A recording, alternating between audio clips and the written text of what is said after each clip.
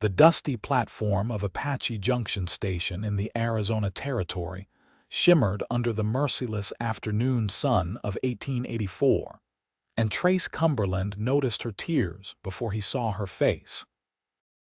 He had been traveling for 3 weeks straight, driving cattle from Texas to Arizona, and had stopped at the station to catch the evening train north to Prescott, where he planned to collect payment for the herd. His shoulders ached, his throat was parched, and all he wanted was a drink and a bath. But something about those tears stopped him cold in his dusty boots. She sat on a worn wooden bench at the far end of the platform, her pale blue dress dusty from travel, her auburn hair falling loose from what had once been a proper bun. Her shoulders shook with quiet sobs, and she clutched a small carpet bag to her chest, like it was the only thing keeping her tethered to this earth. Trace had always considered himself a practical man, not given to sentimentality or romantic notions. At 27, he had spent the better part of his adult life working ranches, driving cattle, and keeping his head down. Women were a mystery he had never quite solved, and he generally avoided them when possible. But something about her desperate loneliness called to his own. He crossed the platform slowly, his spurs jingling softly against the weathered wood. She did not look up until his shadow fell across her, blocking the harsh sunlight. "Madam." His voice came out rougher than he intended, dry from days of swallowing dust on the trail. She looked up then, and Trace felt something shift in his chest. Her eyes were the color of sage after rain, red-rimmed and swollen from crying. She was young, probably no more than 22 or 23, with delicate features that spoke of a gentler life than the one she appeared to be living now. "I'm sorry," she said quickly, wiping at her face with trembling hands. "I did not mean to disturb anyone. You are not disturbing me." Trace removed his dusty hat, holding it awkwardly in his hands. "Are you hurt? Do you need help?" She laughed then, a bitter sound that held no humor. "Hurt? No. Stranded, penniless, and abandoned, but not hurt." Trace glanced around the empty platform. The next train would not arrive for another 2 hours. "Where are you headed?" "Nowhere now." She looked down at the carpet bag in her lap. "I was supposed to meet my cousin in Tucson. She was going to help me find work. But I discovered this morning that my traveling companion took all my money during the night and disappeared at the last stop." The words came out flat, as though she had exhausted her capacity for emotion. Trace felt anger kindle in his gut at whoever had done this to her. "Your companion robbed you. A woman I met in Santa Fe. She seemed kind, trustworthy. She offered to split the cost of travel since we were both headed west." She shook her head. "I should have known better. My father always said I was too trusting." Trace studied her carefully. Everything about her spoke of respectability despite her current circumstances. Her dress, though dusty, was well made. Her hands were soft, uncalloused. This was a woman who had known comfort before finding herself in this desperate situation. "What is your name, madam?" She hesitated, then met his eyes. "Zara Lancaster, and you are very kind to stop, but there is nothing you can do. I will figure something out." "Trace Cumberland." He shifted his weight, considering. The practical part of his brain told him to walk away, to wish her well and board his own train when it arrived. But the other part, the part that recognized the echo of his own loneliness in her tears, would not let him leave her there. He held out his hand. Zara stared at it for a long moment, confusion flickering across her face. "I do not understand." "Come with me," Trace said simply. "I can get you to Tucson. I have business in Prescott first, but after that I can make sure you get where you need to go safely." "I cannot possibly accept that." "I have no way to repay you." "Did I ask for repayment?" "But why would you help a complete stranger?" It was a fair question, one Trace did not have a good answer for. He lowered his hand slightly but did not withdraw it. Maybe because I know what it feels like to be alone in the world. Maybe because leaving you here would sit wrong with me for the rest of my days. Does the reason matter? Zara looked at his outstretched hand again. Her eyes filled with fresh tears, but she blinked them back fiercely. I could be anyone, a criminal, a liar, anything. But you are not, Trace said with certainty he could not explain. She took his hand. Her fingers were cold despite the heat, and Trace felt the tremor that ran through them. He helped her to her feet, noting how thin she was beneath the layers of her traveling dress. When had she last eaten a proper meal? When did you last eat? He asked. Yesterday morning, or maybe the morning before, I am not sure anymore. Trace picked up her carpetbag with his free hand, noting its lightness. Then the first thing we do is get you some food. There is a boarding house just down the street that serves a decent meal. After that, we can talk about the rest. Zara pulled her hand back gently, wrapping her arms around herself. Mr. Cumberland, I appreciate your kindness, but I truly have no money. I cannot even afford a meal, let alone passage to Tucson. Did I ask you for money? Trace started walking, and after a moment she followed. I have been driving cattle for 3 weeks. I am about to collect a payment that will keep me comfortable for the next 6 months at least. Buying a meal and a train ticket will not break me. They walked down the dusty main street of Apache Junction in silence. Trace was acutely aware of the curious glances they drew. A dusty cowboy and a tear-stained lady made for interesting gossip in a small town. He did not care. He had never cared much what people thought of him. The boarding house was run by a widow named Mrs. Fletcher, a woman with kind eyes and a no-nonsense manner. She took one look at Zara and immediately ushered them to a private table in the corner of the dining room. You look half-starved, child, Mrs. Fletcher said, bustling away before Zara could respond. She returned minutes later with plates piled high with roasted chicken, potatoes, beans, and fresh bread still warm from the oven. Zara stared at the food as though she had never seen anything so beautiful. She picked up her fork with shaking hands and took a small, careful bite. Then another. Then she was eating with barely controlled urgency, tears streaming down her face. Trace ate his own meal slowly, giving her space to compose herself. Mrs. Fletcher brought more bread without being asked, and a pot of hot coffee that she refilled twice. Finally, Zara set down her fork and wiped her eyes with the napkin Mrs. Fletcher had provided. Thank you, she whispered. I did not realize how hungry I was until I started eating. How long have you been traveling? 3 weeks. I left Ohio after my father died. She stared at her empty plate. He was a teacher. We lived comfortably, but there were debts I did not know about, medical bills from when my mother was sick. After he passed, there was nothing left. The house had to be sold to pay what was owed. No other family, just my cousin in Tucson. We exchanged letters, and she said she could help me find work as a teacher or perhaps as a governess. I sold everything I had left to buy my train ticket and have enough money to survive until I found a position. Her hands clenched into fists on the table. I was so careful. I kept most of the money in a pouch I wore under my dress, but I had to trust someone eventually. I needed to sleep.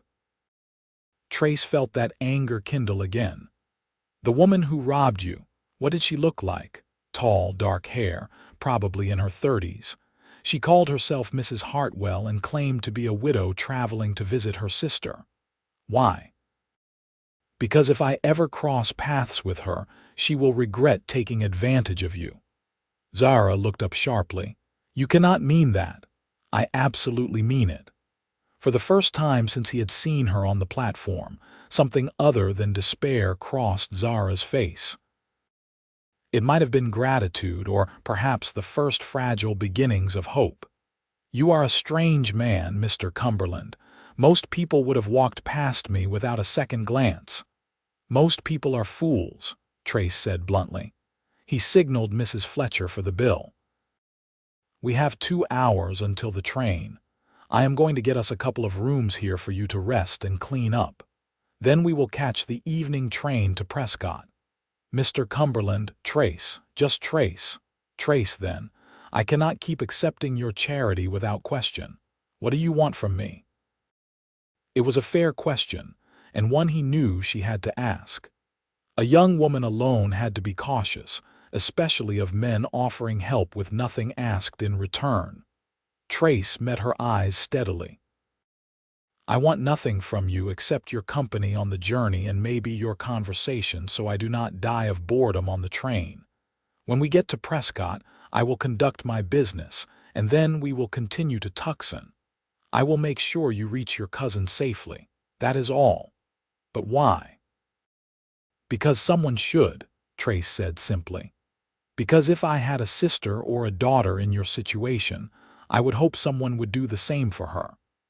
Zara studied his face for a long moment, and whatever she saw there must have satisfied her because she nodded slowly. "Then I accept your help, and I thank you from the bottom of my heart. I will find a way to repay you someday, I swear it. We will see about that." Trace stood and offered his hand again. This time she took it without hesitation. Mrs. Fletcher had 2 rooms available on the 2nd floor. Trace paid for both and arranged for hot water to be brought up so Zara could wash.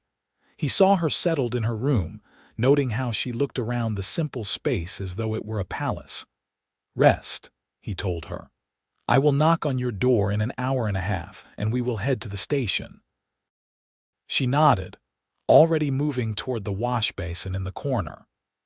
Trace closed the door and headed to his own room, his mind whirling with questions about what exactly he had gotten himself into. An hour later, cleaned up and wearing his spare shirt, Trace stood at the window of his room watching the street below. He should have been thinking about the payment waiting for him in Prescott, or about what he would do after he collected it. Instead, his thoughts kept returning to the woman in the next room. He barely knew her. She could be exactly what she claimed, or she could be trouble he was inviting into his life. But when he closed his eyes, all he could see were those sage-green eyes filled with tears, that desperate loneliness that had called to something deep in his soul. Trace had been alone for most of his life. His parents had died when he was 15, leaving him and his younger brother to fend for themselves. His brother had headed east to find work in the cities, and Trace had gone west, drawn by the promise of open spaces and freedom. They exchanged letters occasionally, but it had been years since they had seen each other. In all that time, Trace had grown comfortable with solitude. He preferred the company of horses to people, the silence of the open range to the noise of towns. He had told himself he liked it that way, that he did not need anyone. But seeing Zara's tears had cracked something open inside him, some sealed-off place he had not even known existed. And now, standing in this boarding-house room with the Arizona sun slanting through the window, he wondered if perhaps he had been lying to himself all along. A knock at his door startled him from his thoughts. He opened it to find Zara standing in the hallway. She had cleaned up as best she could, her hair now properly pinned, her dress brushed free of most of its dust. She looked younger now, more vulnerable, and Trace felt a fierce protective instinct rise in his chest. "I am ready," she said softly. "Thank you for the room. The hot water was wonderful." "Good." Trace grabbed his saddlebags and her carpetbag. "Let us catch that train." The evening train to Prescott was half empty. Trace found them seats near the back where they would have some privacy. As the train pulled out of the station, Zara pressed her face to the window, watching Apache Junction disappear into the desert landscape. "Have you traveled much before?" Trace asked. "Never. Until my father died, I had never left Ohio." She turned from the window to look at him. "Everything is so different out here, so vast and empty and beautiful in a way I did not expect. It grows on you, Trace said. When I first came west, I thought I would go mad from all the space. Now I cannot imagine living any other way. They fell into an easy conversation as the train rattled north through the territory. Zara told him about her life in Ohio, about teaching children at the small school where her father had worked, about her mother who had died when she was 16. Trace found himself talking more than he had in years, telling her about his work, about the ranches he had worked, about the brother he missed but never seemed to find time to visit. The sun set in a blaze of orange and purple across the desert sky. The temperature dropped quickly and Zara shivered in her thin dress. Without thinking, Trace shrugged out of his jacket and draped it across her shoulders. "Thank you," she said, pulling it close. "I am not used to how cold the desert gets at night. First rule of the territory. The days are hot enough to kill you, and the nights are cold enough to finish the job if the day failed." She laughed, and the sound made something warm bloom in Trace's chest. "You paint quite the picture. I am nothing if not honest." As the hours passed and other passengers dozed in their seats, Trace and Zara continued to talk in low voices. He learned that she loved poetry and music, that she had once dreamed of being a concert pianist, but her family had not had the money for serious training. She learned that he had taught himself to read from old newspapers and dime novels, that he had a gift for working with horses, that he dreamed someday of having his own ranch where he could raise the finest horses in the territory. "Why do you not do it?" Zara asked. "If that is your dream, why keep working for other people? Land costs money. Good breeding stock costs money. Everything costs money, and while I make decent wages, I have not saved enough yet." He paused, "And I suppose part of me is scared. It is easier to keep moving, keep working for other people, than to put down roots and risk failing." "That is not the same man who crossed a train platform to help a crying stranger," Zara said softly. Trace met her eyes in the dim lamplight of the train car. "Maybe that man is new. Maybe he just woke up today." Something passed between them in that moment, something unspoken but profound. Trace felt the world shift slightly on its axis, felt the trajectory of his life bending in a new direction. The train pulled into Prescott Station well after midnight. The town was mostly dark, only a few saloons still showing light. Trace found them rooms at a respectable hotel near the station, once again insisting on paying despite Zara's protests. "Get some sleep," he told her as they stood in the hallway outside their rooms. "I will handle my business tomorrow morning, and then we can continue to Tucson in the afternoon." Zara reached out and touched his arm gently. "Trace, I know I have said it before, but thank you. You have shown me more kindness in one day than I have experienced in months. I will never forget it." "It is nothing. It is everything," she said firmly. Then she rose on her toes and kissed his cheek softly before disappearing into her room. Trace stood in the hallway for a long moment, his hand touching the spot where her lips had brushed his skin. Then he shook his head and entered his own room, knowing sleep would be a long time coming. The next morning dawned clear and bright. Trace conducted his business quickly, meeting with the cattle broker who had arranged the sale of his herd and collecting his payment.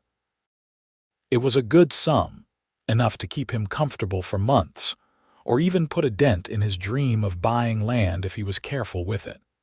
He found Zara waiting in the hotel restaurant, dressed in the same blue dress, but looking more rested than she had the day before.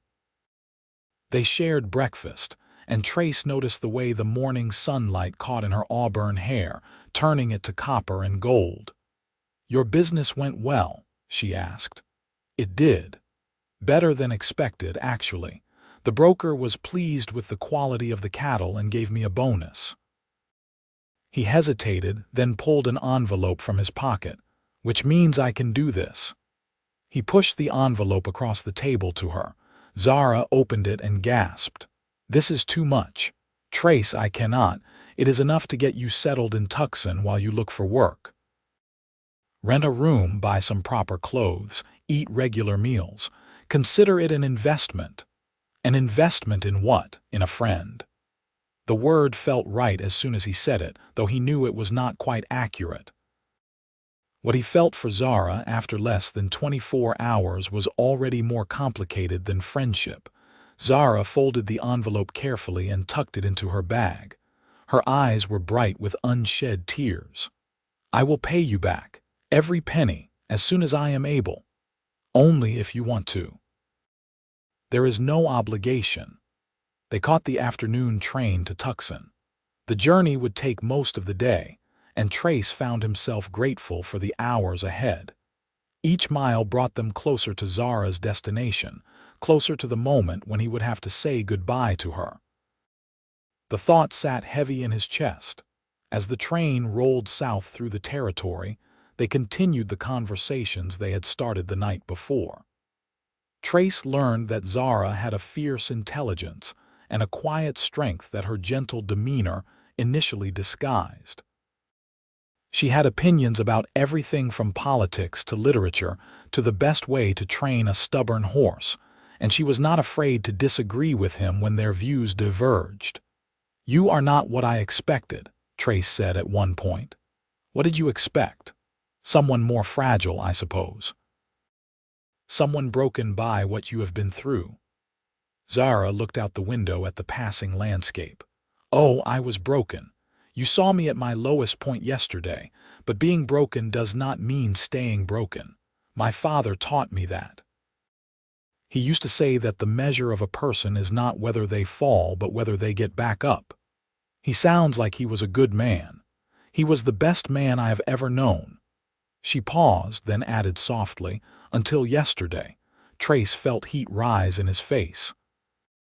He was not accustomed to compliments or to the way Zara looked at him when she spoke, like he was someone worth admiring. He changed the subject quickly, asking about her plans once they reached Tucson. I will contact my cousin immediately. Her name is Margaret, and she works as a seamstress. She has connections with several wealthy families who might need a teacher or governess. Zara twisted her hands in her lap. I am nervous about it, to be honest. What if I am not good enough? What if no one wants to hire me? They would be fools not to hire you, Trace said firmly. You are intelligent, educated, and good with children. Any family would be lucky to have you. You have a great deal of faith in someone you barely know. I am a good judge of character. Comes from working with horses. They teach you to see what is real beneath the surface. Zara smiled. Are you comparing me to a horse? Only in the best possible way. They laughed together, and Trace realized with a start that he was happy. Genuinely, deeply happy in a way he had not been in years. The realization was both wonderful and terrifying. As the afternoon wore on, the conversation turned more personal. Zara asked about his past, about the loneliness he had mentioned on the train platform. Trace found himself telling her things he had never told anyone, about the hollow feeling that had followed him for years, about the sense that he was always searching for something he could not name. And now, Zara asked, do you still feel that way? Trace looked at her, at those sage green eyes that seemed to see right through him. No, he said honestly, not right now. The sun was setting when the train finally pulled into Tucson.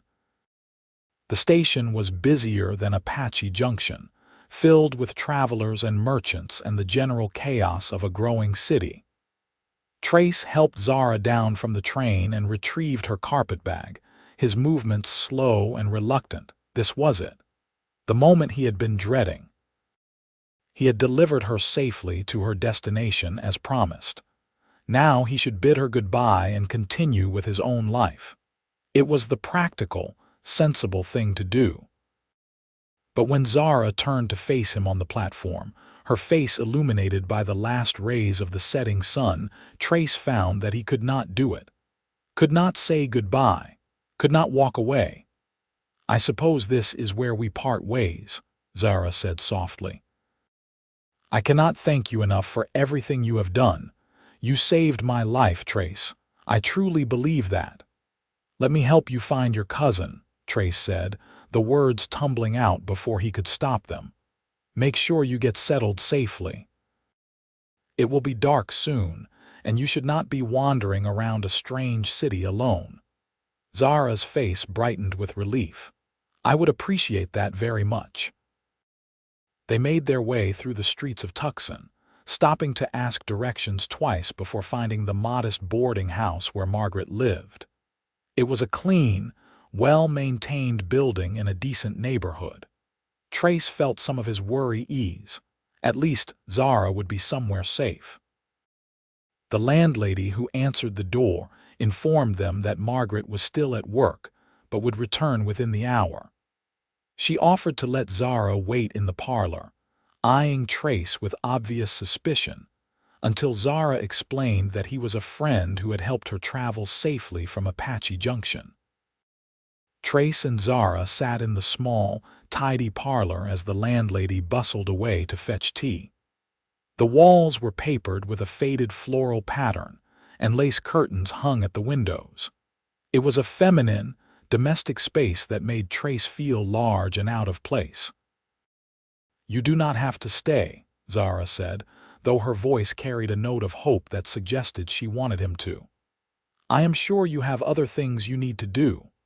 "I am staying until your cousin arrives," Trace said firmly. "After that we will see." The landlady returned with tea and small cakes, which Zara accepted gratefully. They sat in awkward silence for a few minutes, the weight of impending separation heavy between them. "What will you do now?" Zara asked finally. "After you leave here?" Trace had been asking himself the same question all afternoon. The practical answer was to find more work, maybe head further west to California, where he had heard the cattle business was booming. But the thought of riding away from Tucson, away from Zara, felt wrong in a way he could not articulate. "I am not sure yet," he said honestly. "I have enough money to take some time, figure out what I want to do next." "You could stay in Tucson," Zara said quietly. "Look for work here. The territory is growing, and I am sure there are opportunities for someone with your skills." "Are you asking me to stay?" Zara met his eyes. "Yes, I am. Is that too forward of me?" "It is probably the most forward thing I have heard in years," Trace said, feeling a smile tug at his lips. "But I find I do not mind it at all. I know we have only just met. I know this is all happening very fast, but I feel connected to you in a way I cannot explain, like we were meant to meet on that platform." She twisted her hands in her lap. "Am I making a fool of myself?" "No," Trace said firmly. He reached over and took her hands in his, steadying their trembling. "No, you are not. I feel it too." The sound of the front door opening broke the moment. A young woman rushed into the parlor, her dark hair escaping from its pins, her face flushed with excitement. "Zara! Oh, Zara, you are here." She pulled Zara into a fierce embrace. "I was so worried when your letter said you were coming, but then I never heard from you again." "Margaret," Zara hugged her cousin tightly. "I am so sorry. The journey was more difficult than I expected." Margaret pulled back, taking in Zara's dusty dress and tired face. Then she noticed Trace standing awkwardly by the door. "And who is this?" "This is Trace Cumberland. He helped me when I had some trouble on the journey. I would not have made it here without him." Margaret turned to Trace with an assessing look. She was a few years older than Zara, with sharp eyes that missed nothing. "What kind of trouble?" Zara explained about the theft, about being stranded in Apache Junction, about how Trace had offered his help without expecting anything in return. As she spoke, Margaret's expression softened, and by the end of the story, she was looking at Trace with something approaching approval. "Then we owe you a great debt, Mr. Cumberland," Margaret said warmly. "Thank you for taking care of my cousin." "It was my pleasure," Trace said, meaning it completely. Margaret insisted he stay for dinner, and Trace found himself in the boarding house dining room surrounded by women and friendly conversation. The other residents were mostly young women who worked as seamstresses, shop girls, or teachers. They welcomed Zara warmly and peppered Trace with questions about his journey and his work. As the evening wore on, Trace found himself relaxing into the comfortable domesticity of it all. He had spent so many years eating alone or with rough ranch hands that this felt like a glimpse into another world entirely. And at the center of it all was Zara, laughing and talking with her cousin, the despair of yesterday completely erased by the warmth of her welcome. After dinner, Trace prepared to leave. Zara walked him to the door, Margaret following at a discreet distance. "Where are you staying tonight?" Zara asked. "I will find a hotel. There are several near the station." "The Cosmopolitan is supposed to be nice," Margaret offered helpfully. "Clean and reasonably priced." Trace nodded his thanks. He looked at Zara, trying to memorize every detail of her face in the lamplight. "Take care of yourself, you too." She hesitated, then asked, "Will I see you again?" "I will come by tomorrow if that is acceptable." "Make sure you are settled properly." "I would like that very much." Trace touched his hat to both women and stepped out into the night. The streets of Tucson were busy with people heading to and from saloons and restaurants. He found the Cosmopolitan Hotel without difficulty and secured a room for the night. Alone in his room, Trace sat on the bed and stared at the wall. He should leave. He had done what he promised and delivered Zara safely to her cousin. She would be fine now, surrounded by people who cared for her. He was free to move on with his own life, but the thought of leaving made his chest ache in a way he had never experienced before. In 2 days, Zara had become important to him, more than important, essential. The idea of not seeing her again felt like contemplating the loss of a limb. He was falling in love with her. The realization hit him with the force of a physical blow. Against all logic and reason, despite knowing her for barely 2 days, Trace was falling hopelessly in love with Zara Lancaster. The question was, what was he going to do about it? The next morning, Trace woke early and spent an hour walking around Tucson, getting a feel for the city. It was smaller than some he had visited, but growing rapidly. New buildings were going up everywhere, and there was an energy in the air that spoke of opportunity and possibility. He stopped at a land office and inquired casually about property prices. The agent was happy to show him maps and discuss available parcels. There was good grazing land to the south, the agent explained, and several ranches that might be willing to sell for the right price. By the time Trace headed to the boarding house to check on Zara, his mind was churning with possibilities. He had always planned to start his own ranch someday. Why not here? Why not now? Margaret answered his knock with a knowing smile. "She is in the parlor. Go on in." Zara was sitting by the window, sewing something Trace could not identify. She looked up when he entered, and her whole face lit up with joy. That expression alone was worth more than all the money he had collected for his cattle. "You came," she said, setting aside her sewing. "I said I would." He sat down across from her. "How are you this morning?" "Better than I have been in weeks. Margaret has been wonderful. She has already arranged for me to meet with a family who needs a governess. The interview is this afternoon." "That is excellent news." "It is. Everything is working out just as I hoped it would." She paused, studying his face. "But you look troubled. Is something wrong?" Trace leaned forward, resting his elbows on his knees. "I have been thinking about what you said yesterday about staying in Tucson. And I am considering it. I went to a land office this morning.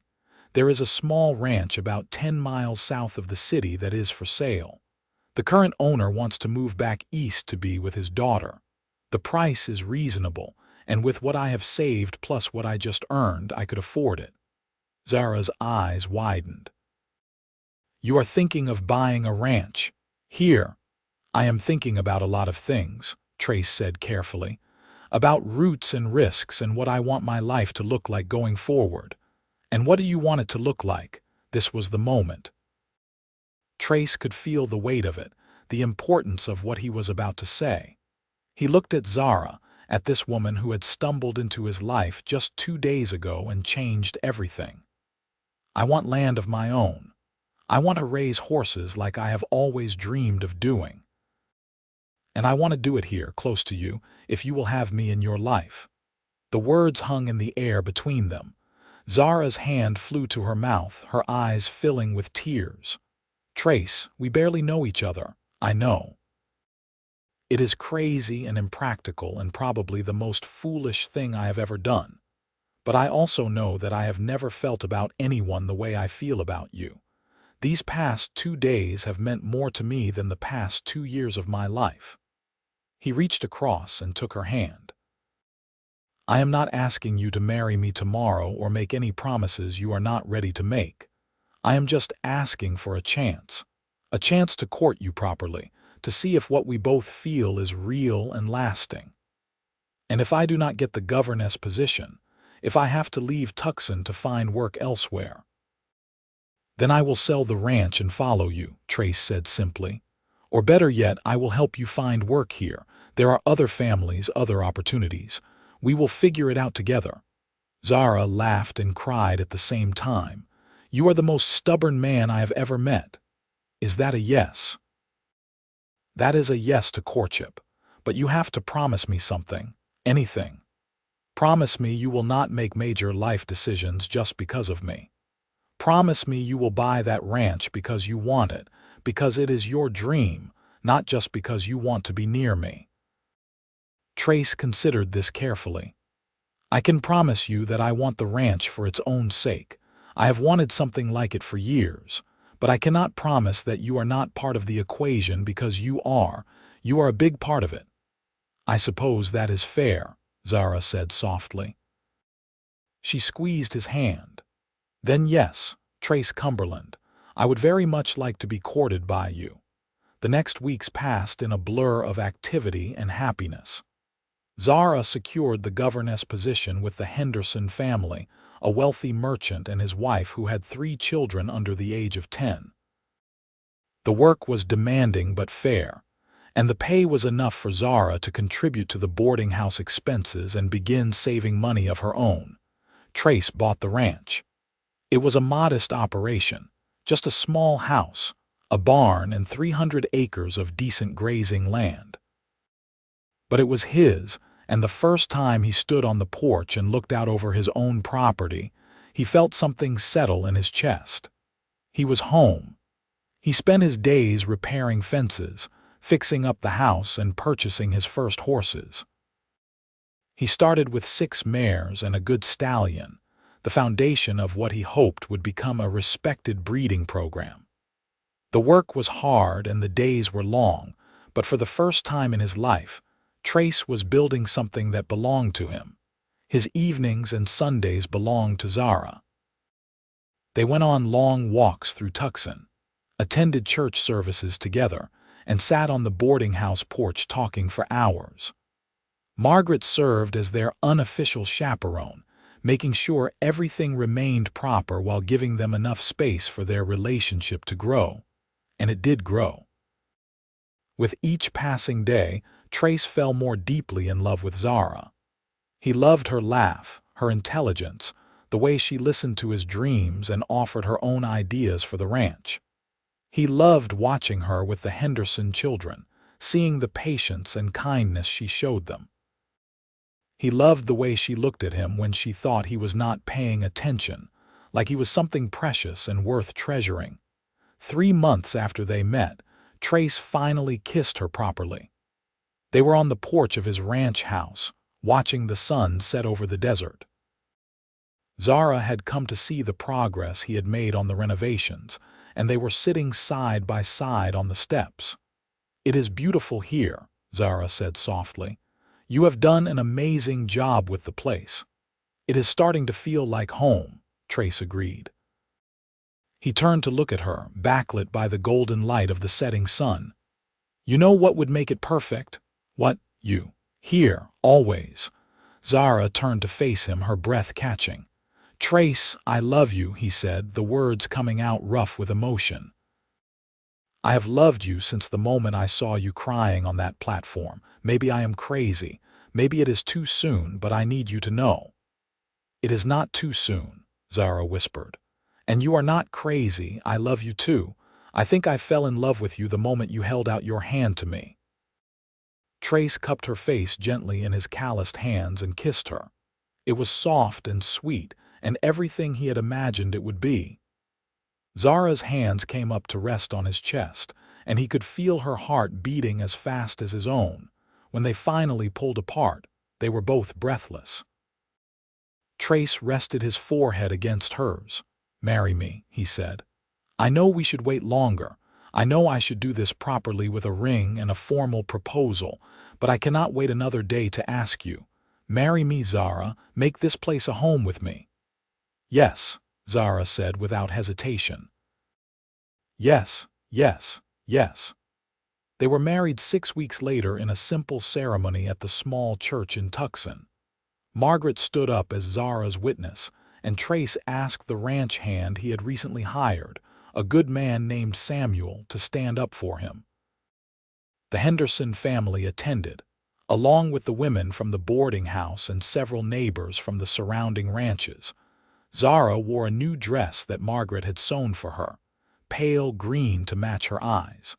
Trace wore his best suit, cleaned and pressed within an inch of its life. When the preacher pronounced them husband and wife, Trace kissed her in front of everyone and did not care who saw. They held a simple reception at the ranch house. Margaret had helped Zara prepare food, and their friends brought dishes to share. There was music and dancing and laughter that echoed across the desert. As the sun set and the stars came out, Trace stood with his arm around his wife's waist and felt a contentment so profound it almost hurt. "Are you happy?" he asked her softly. Zara looked up at him with those sage green eyes that had captured his heart. "Happier than I ever dreamed possible. 5 months ago, I was alone and terrified with no idea where my next meal would come from. Now I have a husband, a home, and a future full of possibility. How could I be anything but happy?" "I am the lucky one," Trace said firmly. "You gave me something to come home to, something to build toward."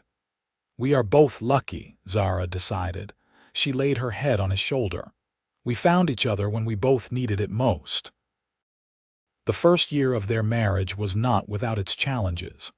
The ranch demanded constant work, and money was sometimes tight. There were droughts that threatened the grass and storms that damaged fences.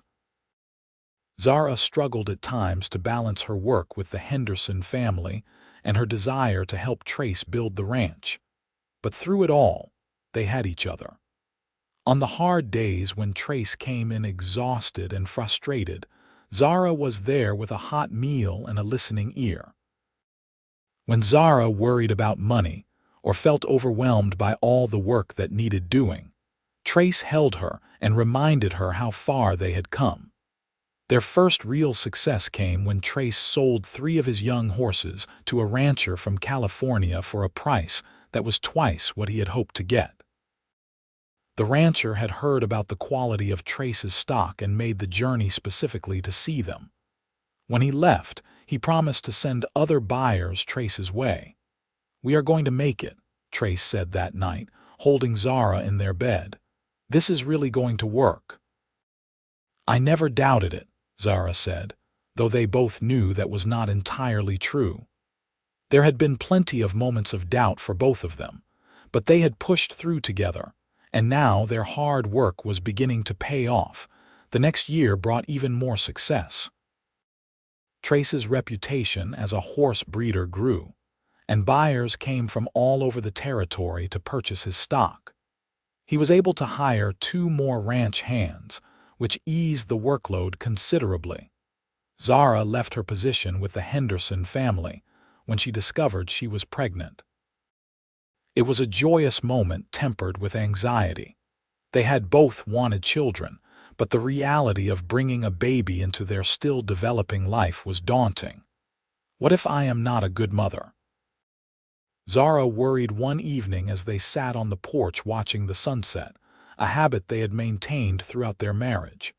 "You will be an excellent mother," Trace said firmly, his hand resting on the gentle swell of her stomach.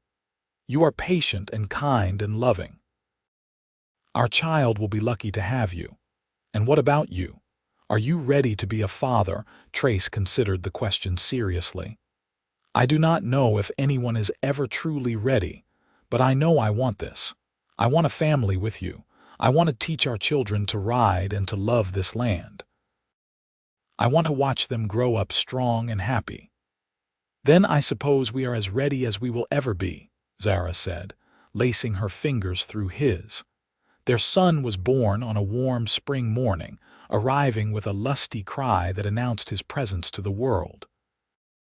They named him Thomas after Zara's father. He had Trace's dark hair and Zara's green eyes, and from the moment Trace held his son for the first time, he was lost. "He is perfect," Trace whispered, looking down at the tiny face. "You are perfect." Zara, exhausted but radiant, smiled up at him. "We made a person, an actual person.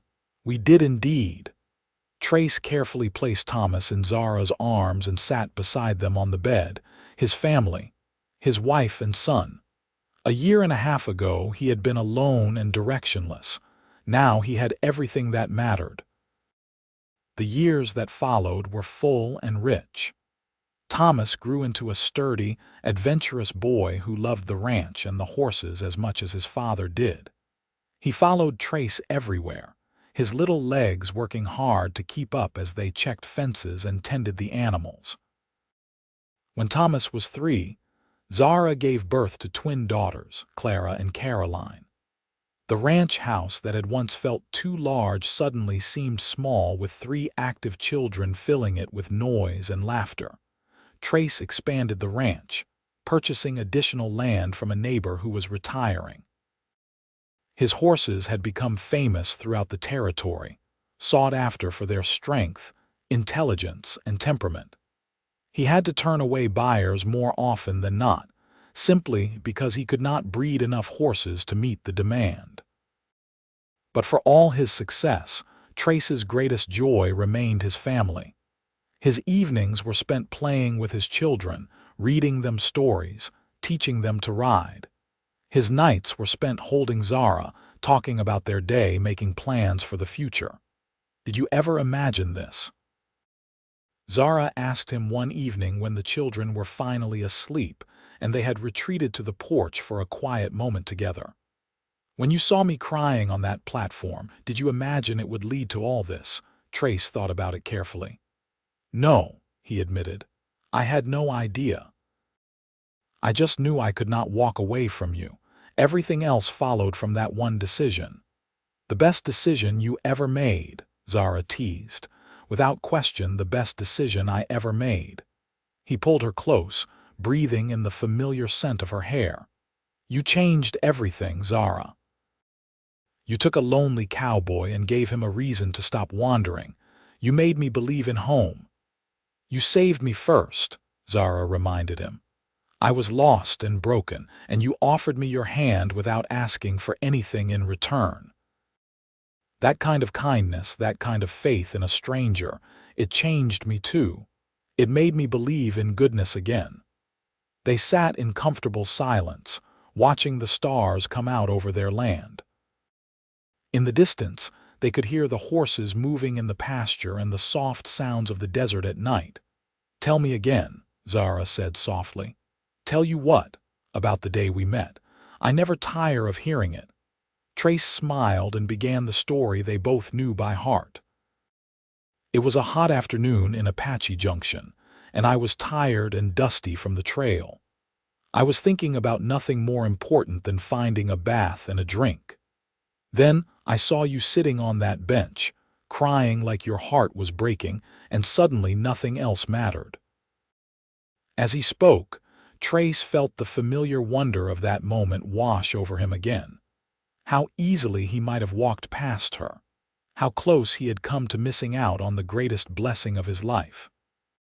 But something had made him stop, had made him offer his hand to a crying stranger, and that simple act of kindness had changed both their lives forever. The years continued to pass, bringing new challenges and new joys. Thomas grew into a fine young man who shared his father's gift with horses. Clara became interested in teaching, like her mother and grandfather before her. Caroline developed a talent for drawing and spent hours sketching the desert landscape and the ranch animals. Trace and Zara grew older together, their hair graying and their faces lining, but their love only deepening with time. They added on to the ranch house to accommodate their growing family, and then again when Thomas married, and his wife gave them their first grandchild. On their 25th wedding anniversary, Trace and Zara stood on the porch of their home, looking out over all they had built together. The ranch was thriving, their children were happy and settled, and they were surrounded by family and friends who loved them. "You have any regrets?" Trace asked, echoing a conversation they had had many times over the years. "Not a single one," Zara said firmly. She turned to face him, cupping his weathered face in her hands. "Every choice I made, every risk I took brought me to you. How could I regret any of it?" "Even the woman who robbed you," Zara laughed. "Even her. If she had not taken my money, I would not have been crying on that platform. You would not have stopped. We would not have met. So in a strange way, I suppose I should thank her." "I am not sure I would go that far," Trace said wryly. "But I understand what you mean." As the sun set on their anniversary evening, painting the desert in shades of gold and crimson, Trace held his wife close and thought about the twisting path that had brought them to this moment. A chance encounter on a train platform. A hand extended in kindness to a crying stranger. It seemed like such a small thing, but it had been everything. He had been a lonely cowboy with no direction and no real purpose beyond the next job. She had been a woman lost and afraid with nothing but the clothes on her back and a fading hope that things might somehow get better. Together, they had built a life richer than either could have imagined. Their children and grandchildren gathered around them as the stars came out, sharing food and stories and laughter. This was their legacy, Trace thought. Not just the successful ranch or the famous horses, but this. A family bound together by love and built on a foundation of kindness. As the party wound down and guests began to leave, Trace and Zara found themselves alone once more on the porch. It was their favorite place, the spot where Trace had first told Zara he loved her, where he had proposed, where they had shared countless sunsets and conversations over the years. 25 years, Zara said wonderingly. "Where did the time go?" "Into every moment we spent together," Trace said. "Into building this ranch, raising our children, growing old together. I would not trade a single day of it, not even the hard days. The droughts and the storms and the times when we did not know if we would make it. Especially not those days," Trace said firmly. "Those were the days that proved what we had was real, that we could weather anything as long as we faced it together." Zara leaned her head on his shoulder, just as she had done on their wedding night all those years ago. "I love you, Trace Cumberland. I have loved you since the moment you offered me your hand on that platform, and I will love you until the day I die. And beyond that, I hope," Trace said softly. "I plan to love you for all eternity." They sat together as the night deepened around them, two people who had found each other in the most unlikely of circumstances and built a life beyond their wildest dreams. The ranch that Trace had built with his own hands stretched out before them, prosperous and peaceful. Inside the house, their grandchildren slept safely, the newest generation of a family that had started with a simple act of kindness. Trace thought back to that day in Apache Junction, standing on that dusty platform, contemplating whether to approach the crying woman on the bench. It had been the easiest and the hardest decision of his life. Easy because something deep in his soul had known it was right. Hard because it had meant opening himself up to the vulnerability of caring for someone else. But he had done it. He had crossed that platform, removed his hat, and offered his hand to a stranger. And in doing so, he had offered her everything: his help, his protection, his heart, and eventually his life. "What are you thinking about?" Zara asked, as though sensing the direction of his thoughts. "About choices," Trace said. "About how one moment, one decision can change the entire course of a life. About how grateful I am that I made the right choice that day." "We both made the right choice," Zara corrected gently. "I chose to take your hand. I chose to trust you." "We chose each other, and we kept choosing each other every day after that." "That is true," Trace agreed. "And I choose you still, today and tomorrow and for all the days we have left." "And I choose you," Zara said, "always and forever." As they finally rose to head inside, Trace took one last look at the land he had claimed and the home he had built. But his eyes came back to rest on Zara, as they always did. She was his home, his anchor, his greatest adventure. Everything else was just decoration. The years continued their steady march forward. Trace and Zara watched their grandchildren grow, witnessed Thomas take over the day-to-day running of the ranch, and saw their daughters settle into their own successful lives. Clara became a teacher in Tucson, beloved by her students. Caroline married an artist, and together they opened a gallery that showcased Western landscapes. On a warm afternoon in early summer, as Trace and Zara approached their 30th anniversary, they received an unexpected visitor. Margaret arrived from Tucson, where she still lived and worked, but this time she brought someone with her. "Zara, Trace, I want you to meet someone," Margaret said, ushering a young woman forward. "This is Emily. She just arrived in Tucson from back east. She had some trouble on her journey and was robbed of most of her money. She was at the train station crying, not knowing what to do, when I happened to see her." Trace and Zara exchanged a meaningful look. The echo of their own story was impossible to miss. "I remembered what you told me about how you met," Margaret continued. "About Trace offering his hand without expecting anything in return, so I did the same. I offered Emily a place to stay and help finding work. I hope that is what you would have wanted." Zara crossed to Emily and took her hands warmly. "It is exactly what we would have wanted. You are welcome here anytime. We know how frightening it can be to find yourself alone in a strange place." "I do not know how to thank you," Emily said, her voice trembling with emotion. "Everyone has been so kind." "No thanks necessary," Trace said firmly. "Just promise that someday when you see someone who needs help, you will offer your hand to them. That is how kindness spreads, one person at a time." After Margaret and Emily left, Trace pulled Zara into his arms.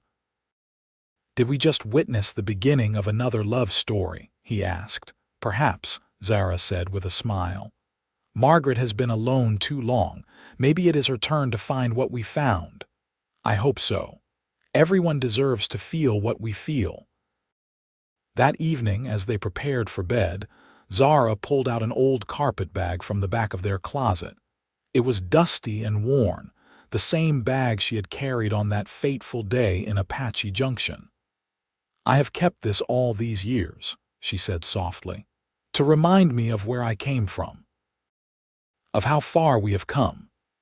Trace took the bag gently, remembering how light it had been when he first picked it up, how it had contained almost everything Zara owned in the world. Now she had a home filled with love and memories, children and grandchildren, a life rich beyond measure. "We should give it to Emily," Trace said suddenly. "When she gets on her feet and no longer needs it, she can pass it on to someone else who does. Let it become a symbol of the kindness that connects us all." "That is a beautiful idea," Zara said, tears glistening in her eyes. "Yes, let us do that." They brought the carpet bag to Margaret the next week, explaining their idea. Margaret was deeply moved and promised to share the story with Emily and anyone else who might carry it forward. As Trace and Zara grew older, they made it their mission to help others when they could. They took in young ranch hands who needed work and training. They donated money to help families in need. They shared their story with anyone who would listen, hoping to inspire others to offer kindness to strangers. Their 30th anniversary was celebrated with an even bigger gathering than their 25th had been. The ranch was filled with family, friends, neighbors, and people whose lives Trace and Zara had touched over the years. There were testimonials and toasts, laughter, and a few happy tears. Thomas stood to speak, his voice strong and clear. "My parents taught me that success is not measured in land or horses or money, though we have been blessed with all those things. Success is measured in the lives you touch and the love you share." "My father saw a woman crying on a train platform and made a choice to help her. That choice created our family, built this ranch, and touched countless lives. I am proud to be their son, and I hope to live my life with the same kindness and courage they have shown." Clara spoke next, her teacher's voice carrying across the crowd. "My mother was lost and alone when my father found her. She could have become bitter, could have lost faith in humanity. Instead, she chose to trust again, to love again, to build a life based on hope rather than fear. She taught me that our worst moments do not define us. What defines us is how we respond to those moments and what we choose to do next." Caroline finished by reading a poem she had written about her parents' love story. It spoke of chance encounters and extended hands, of two lonely people finding each other against all odds, of love that grew stronger with each passing year. When she finished, there was not a dry eye in the crowd. Later, as the party wound down and the stars came out, Trace and Zara once again found themselves on their beloved porch. It was a clear night, and the Milky Way stretched across the sky in a river of light. "You remember what you said to me on the train that first night?" Zara asked. "About the space out here, how vast and empty it was. I said when I first came west, I thought I would go mad from all the space. Now I cannot imagine living any other way." "I feel the same way about love," Zara said softly. "Before I met you, my heart felt empty and vast, like there was too much space and nothing to fill it. Now I cannot imagine my heart without you in it. You fill every corner of my life." Trace pulled her close, marveling as he always did at how perfectly she fit against him. "You know what the best part of our story is?" he asked. "What?" "It is not over yet. We still have more chapters to write, more memories to make, more love to share. As long as we have breath in our bodies, our story continues." "I look forward to every page," Zara said. The seasons turned. Trace and Zara moved a bit slower but remained active in the ranch life. They watched their grandchildren grow and eventually saw the birth of their first great-grandchild, a girl with sage green eyes that reminded everyone of Zara. On a quiet evening in late autumn, as Trace and Zara sat on their porch watching the sunset, Trace felt a profound sense of peace. He was 70 years old now, and Zara was 68. They had been married for 35 years, and every one of those years had been a gift. "I need to tell you something," Trace said suddenly. Zara turned to him, concern flickering across her face. "What is it?" "I need you to know that you are the best thing that ever happened to me." Not the ranch, not the success, not even the children and grandchildren, though I love them all dearly. You, just you. Loving you has been the greatest privilege of my life. Trace Cumberland, are you getting sentimental in your old age? Zara asked, but her voice was thick with emotion. Maybe I am, but I want to make sure you know. I want to make sure you understand that every moment with you has been worth living. You took a lonely, directionless cowboy and gave him a reason to build a life. You made me better than I was. You were always good, Zara said firmly. You just needed someone to see it, and you did the same for me. You saw past my tears and my desperation to the person I could be. You believed in me when I had stopped believing in myself. We saved each other, Trace. That is the truth of it. They sat in silence for a while, holding hands as they had done thousands of times before. The sun dipped below the horizon, painting the sky in brilliant shades of orange and purple. Somewhere in the distance, a coyote called to the rising moon. You think we will find each other again? Zara asked quietly. In the next life, if there is one. I think we will find each other in every life, Trace said with certainty. Some souls are meant to be together. Ours are two of them. I like that thought, Zara said. It makes death less frightening, knowing we will find each other again. We have years left yet, Trace assured her. We are not done with this life. And they were not. They had 5 more years together, years filled with the same love and companionship that had always defined their marriage. They saw more grandchildren marry, welcomed more great-grandchildren, and continued to be the heart of their family and community. When Trace finally passed, it was peacefully in his sleep at the age of 75, with Zara holding his hand. She mourned him deeply, as did their entire family and the community that had grown to love and respect them both. But Zara did not let grief consume her. She remembered what Trace had said about souls finding each other across lifetimes, and she held on to that promise. She lived for another 10 years, remaining sharp and active until the end. She spent her days surrounded by family, sharing stories of Trace and their life together, ensuring that their love story would be passed down through the generations.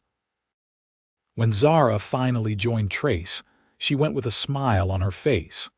Her last words, spoken to her granddaughter who sat beside her bed, were simple and profound.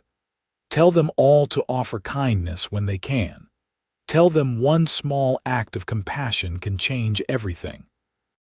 Tell them I am going to see Trace now, and I could not be happier. The ranch remained in the family, passed down through Thomas and then his children. The house where Trace and Zara had built their life became almost a shrine, carefully preserved and maintained. The porch where they had spent so many evenings became a gathering place for family celebrations and quiet moments of reflection. Their story lived on, told and retold, growing slightly larger and more romantic with each telling, but always rooted in the simple truth. A lonely cowboy saw a woman crying on a train platform, offered his hand without expecting anything in return, and changed both their lives forever. Years later, a great-great-granddaughter named Sarah would stand on that same porch, looking out over land that her ancestors had built with love and determination. She would think about the old carpet bag that still hung in the ranch house, now a treasured family heirloom that had passed through dozens of hands over the years, always helping someone in need before finding its way home. She would think about the lesson that Trace and Zara had tried to teach through their lives and their love. That kindness matters, that compassion changes lives, that the smallest gesture can have ripples that extend far beyond what we can imagine. And she would make a promise to herself, standing in the place where her great-great-grandparents had stood so many times before, to live her life with the same generous spirit, to never walk past someone in need, to always offer her hand, even to strangers, especially to strangers. because that was the true legacy of Trace and Zara Cumberland. Not the successful ranch or the famous horses, or even the large and loving family they had created. Their legacy was the understanding that we are all connected, that our choices matter, that love and kindness can transform the world one person, one moment, one extended hand at a time. The sun set over the Arizona desert, just as it had on that first evening when Trace had kissed Zara and asked her to marry him. The land was the same, eternal and unchanging in its beauty. But the lives lived on that land, the love shared and the kindness extended, those things echoed through time, creating ripples that would never truly fade. Somewhere, in whatever comes after this life, Trace and Zara were together again. Perhaps they were sitting on a porch watching a sunset, his arm around her waist and her head on his shoulder.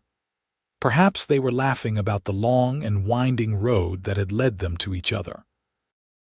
Perhaps they were simply holding hands, content in the knowledge that they had lived well, loved deeply, and left the world better than they found it. Their story had begun with tears on a dusty train platform in Apache Junction, Arizona Territory, in the summer of 1884. It had begun with a lonely cowboy making a choice to help a stranger. It had begun with an offered hand and a leap of faith. And though their earthly story had ended, the love they had shared and the kindness they had practiced lived on, carried forward by the family they had created and the lives they had touched. In that way, their story was not really over at all. It continued in every act of compassion, every extended hand, every choice to help rather than walk past. That was the true ending, the one that Trace and Zara would have wanted. Not an ending at all, but a beginning that never truly stopped, love and kindness rippling outward forever, touching lives they would never know, creating connections they could never have imagined, all because one man had seen a woman crying and had decided that her tears mattered, that her pain was worth stopping for, that her life was worth changing his own for. One hand extended in kindness, one choice made with an open heart. Everything else had followed from that, a lifetime of love built on the foundation of that single moment of compassion. And that, in the end, was all that really mattered.